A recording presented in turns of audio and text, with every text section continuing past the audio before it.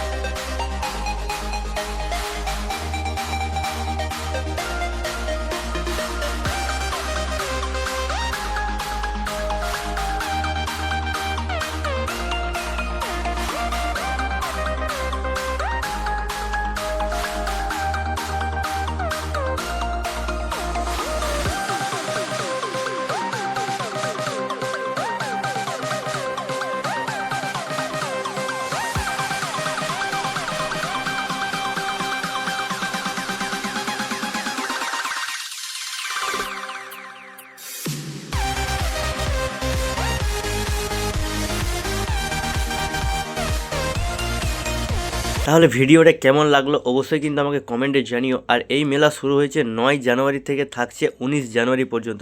তাহলে আর দেরি কেন, তাড়াতাড়ি এসে কিন্তু এই মেলায় ভিজিট করো।